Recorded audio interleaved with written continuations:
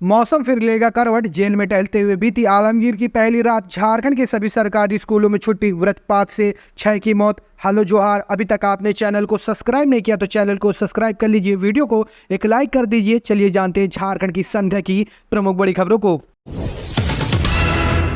धूप छांव के खेल से परेशान। झारखंड अस्पतालों में बढ़ रहे मरीज। मौसम फिर लेगा करवट। राजधानी रांची समेत आसपास की जिलों में मौसम ने अपने तेवर बदल लिए हैं। मौसम में लगातार हो रहे परिवर्तन से आमजनों की परेशानी बढ़ रही है। वर्षा के बाद तापमान में कमी और फिर तेज धूप के कारण तापमान में वृद्धि से शहर के अस्पतालों में मौसमी बीमारियों से पीड़ित लोगों की संख्या में वृद्धि हो रही है। एक बार फिर राजधानी व आसपास की जिलों के मौसम में परिवर्तन के संकेत हैं। मौसम विज्ञान केंद्र रांची द्वारा जारी पूर्व अनुमान में बताया गया कि राजधानी समेत पूरे राज्य में 21 मई तक आंशिक बादल छाए रहेंगे और मौसम शुष्क बना रहेगा। वहीं 22 मई को रांची व निकटवर्ती मध्य हिस्से यानी रामगढ़, हजारीबाग, खूंटी, गुमला, बोकारो में भी मेघ गर्जन के साथ वर्षा होने की संभावना है। वहीं दूसरी ओर 18 मई को राज्य के देवघर, दुमका, पाकुड़, गोड्डा और साहिबगंज में कहीं कहीं हीट वेव का असर देखने को मिलेगा। 19 मई को गढ़वा, पलामू, चतरा, देवघर और गिरिडीह में हीट वेव का असर रहेगा, जबकि उत्तर पूर्वी हिस्से यानी दुमका, गोड्डा, जामताड़ा, पाकुड़ और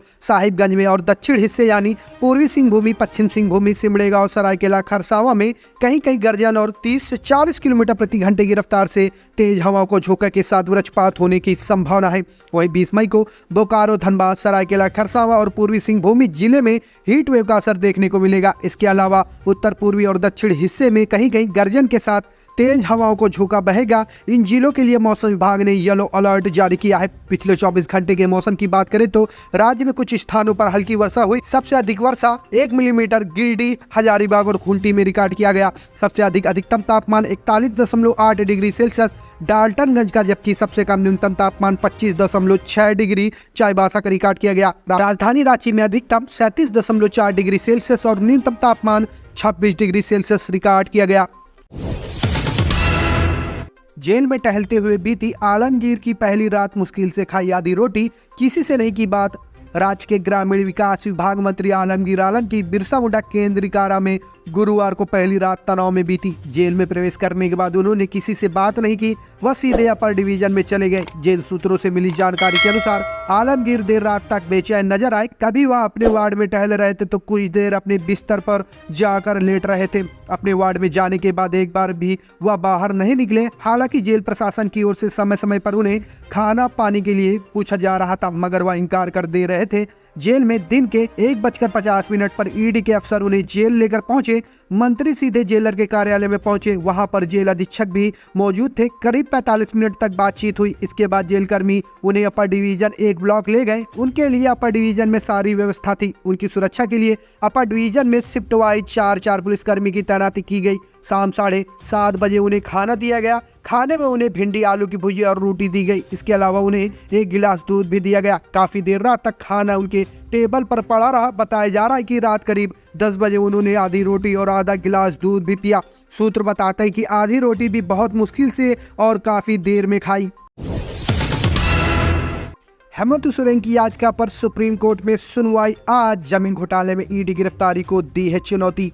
पूर्व सीएम हेमंत सोरेन की गिरफ्तारी के खिलाफ दायर याचिका पर शुक्रवार को यानी कि आज सुप्रीम कोर्ट में सुनवाई होगी। शीर्ष कोर्ट ने 13 मई को सुनवाई करते हुए सुप्रीम कोर्ट ने ईडी को नोटिस जारी कर जवाब मांगा था।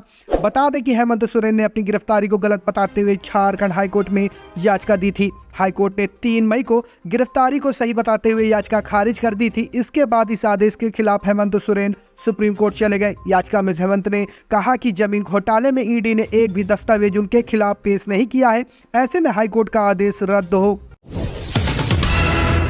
झारखंड के सभी सरकारी स्कूलों में अब 7 जून तक रहेगी गर्मी की छुट्टी। इस वजह से लिया गया फैसला। राज्य के सरकारी स्कूलों में अब 21 मई से 7 जून तक गर्मी की छुट्टी रहेगी। झारखंड शिक्षक अनुसंधान एवं प्रशिक्षण परिषद ने इस संबंध में संशोधित आदेश जारी कर दिया है।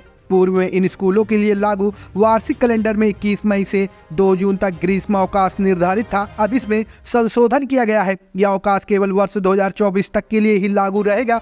परिषद द्वारा 16 मई को जारी आदेश में कहा गया है कि 27 फरवरी 2024 को प्रकाशित अवकाश कैलेंडर में सरकारी स्कूलों के लिए 1 जनवरी से 5 जनवरी तक शीतकालीन अवकाश तथा 21 मई से 2 जून तक गर्मी की छुट्टी निर्धारित थी। विभिन्न जिलों में शिक्षकों से प्राप्त आवेदन में यह पाया गया कि स्कूल स्तर पर शीतकालीन अवकाश का उपभोग नहीं किया गया है। अवकाश तालिका में यह स्पष्ट किया गया है कि अवकाश कैलेंडर में प्रदत्त अवकाश का उपभोग नहीं किया जाता तो उसका समंजन अन्य अवकाश में किया जाएगा।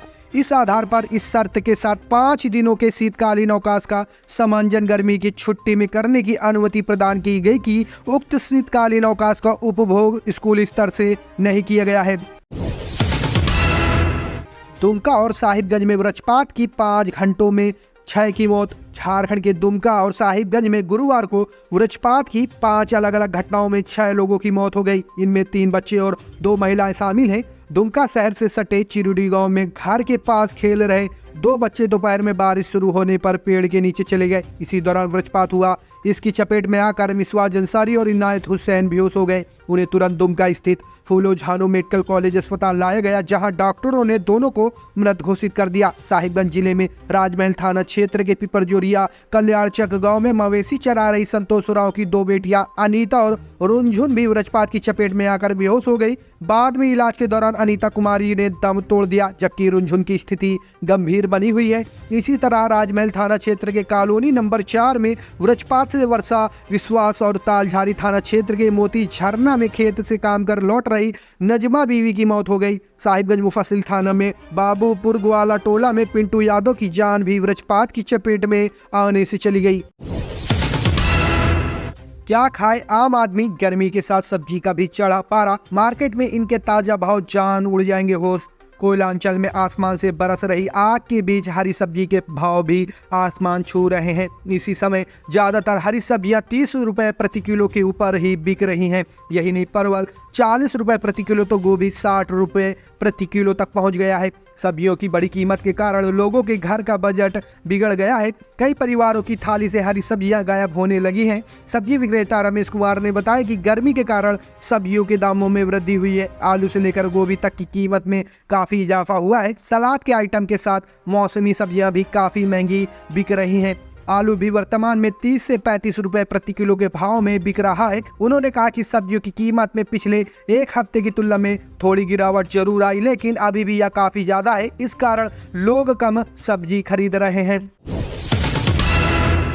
बांग्लादेशी घुसपैठियों का सबसे बड़ा सरगना निशिकांत दुबे का आलमगीर आलम पर तीखा हमला। झारखंड सरकार के मंत्री आलमगीर आलम के जेल जाने के बाद गोड्डा से बीजेपी सांसद निशिकांत दुबे ने तीखी प्रतिक्रिया दी है। उन्होंने तंज कसते हुए कहा कि बांग्लादेशी घुसपैठियों का सबसे बड़ा सरगना आज जेल में है।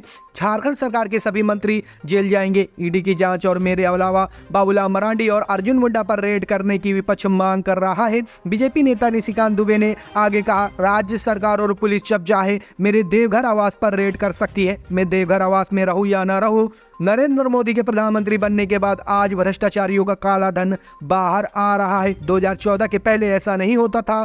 पीएमएलए की एक विशेष अदालत ने मनी लॉन्ड्रिंग मामले की जांच के सिलसिले में ईडी द्वारा गिरफ्तार किए गए झारखंड के मंत्री आलमगीर आलम को गुरुवार को 6 दिन के लिए केंद्रीय एजेंसी की हिरासत में भेज दिया है। मंत्री पद कब छोड़ेंगे आलमगीर आलम? पक्ष और विपक्ष में ठनी क्यों दुविधा में फंसे सीएम चंपा सोरेन? कांग्रेस विधायक दल के नेता और ग्रामीण विकास मंत्री आलमगीर आलम की गिरफ्तारी के बाद गुरुवार को उनके मंत्री पद से इस्तीफा नहीं दिए जाने पर सवाल उठ रहे हैं। विपक्ष सीधे इस्तीफा की मांग कर रहा है, वहीं सत्ता पक्ष में कांग्रेस बचाव में है। मंत्री आलमगीर आलम के इस्तीफे पर भी अभी भी मंथन जारी है और संशय बरकरार है। राज्य सरकार और पार्टी फिलहाल इस निर्णय पर नहीं पहुंची कि उनसे इस्तीफा की मांग की जाए या फिर सीधे मंत्री पद से बर्खास्त किया जाए। लोकसभा चुनाव के झारखंड में अभी भी 3 चरण बाकी हैं। इसे देखते हुए पार्टी और सरकार निर्णय लेने में देरी कर रही है। झारखंड में 20 मई को चतरा, हजारीबाग व कोडरमा में 25 को रांची, जमशेदपुर, धनबाद व गिरिडीह में, 1 जून को दुमका, गोड्डा और राजमहल में चुनाव होने हैं। इसमें 5 सीटों पर कांग्रेस के प्रत्याशी मैदान में हैं। आलमगीर आलम पुराने नेता है और उनकी अल्पसंख्यक समुदाय में अलग पहचान है। वे पाकुड़ से विधायक हैं, जिससे विशेषकर संथाल में उनकी मजबूत पकड़ दिखती है। ऐसे में सरकार और पार्टी अंतिम चरण के चुनाव में पहले मंत्री पद से हटाने का खतरा नहीं लेना चाह रही है। मंत्री पद से इस्तीफा होने से कहीं मतदाताओं की नाराजगी न झेलनी पड़े और उसका असर चुनाव परिणाम में न पड़ जाए, इस वजह से इसे फिलहाल टाल दिया जा रहा है। मोदी के 400 पार की हवा निकली, भाजपा बहरूपिया पार्टी। चंपा सोरेन। झारखंड के मुख्यमंत्री चंपा सोरेन ने कहा कि प्रधानमंत्री नरेंद्र मोदी ने अपने 10 वर्षों के शासन में जनता से सिर्फ वादा किया, लेकिन एक भी वादा पूरा नहीं किया। उन्होंने भाजपा को बहरूपिया पार्टी की संज्ञा दी। सीएम गुरुवार को गांधी प्रखंड की फुलची पंचायत के जोधपुर फुटबॉल मैदान में चुनावी जनसभा को संबोधित कर रहे थे। देश व प्रदेश को बचाने के लिए उन्होंने जनता से इंडिया गठबंधन के पक्ष में मतदान करने की अपील की। कहा कि देश में बेरोजगारी व महंगाई चरम पर है। युवा वर्ग हताश है। पेट्रोल, डीजल, गैस सिलेंडर के दाम लगातार बढ़ते रहे। जरूरी उपभोक्ता वस्तुओं के दाम आसमान छू रहे हैं। प्रधानमंत्री हिंदू मुस्लिम कर वोट मांग रहे हैं। जनता को सतर्क रहने की जरूरत है। चुनाव में पीएम मोदी के 400 पार के नारे की हवा निकल गई है।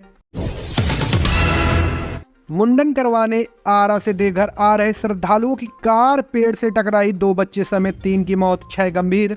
चकाई देवघर मुख्य मार्ग के बसबुटिया गांव के समीप अहले सुबह करीब 4 बजे बिहार के आरा से बच्चों का मुंडन कराने आ रहे श्रद्धालुओं से भरी कार पेड़ से टकरा गई। इसमें 2 बच्चे समेत 3 लोगों की मौत हो गई, जबकि 6 लोग गंभीर रूप से घायल हो गए। बताया जा रहा है कि चालक को नींद लगने की वजह से उक्त घटना घटी। मृतक की पहचान आरा जिले के शहर थाना क्षेत्र के नवादा गाँव निवासी नागेंद्र राम की 5 वर्षीय पुत्र अभिनंदन कुमार, 5 वर्षीय पुत्री नंदनी कुमारी व नागेंद्र की सास के रूप में हुई है। सास की उम्र 55 वर्ष थी। मृतक महिला दुर्घटना के शिकार हुए बच्चों की नानी थी। सोलर मिनी ग्रिड से झारखंड के 246 गांव हो रहे रोशन। दुर्गम और सुदूरवर्ती इलाकों में सोलर पावर के जरिए बिजली पहुंचाई जा रही है। जेरेडा ने अब तक 246 गांवों में सोलर मिनी ग्रिड के जरिए बिजली पहुंचा दी है।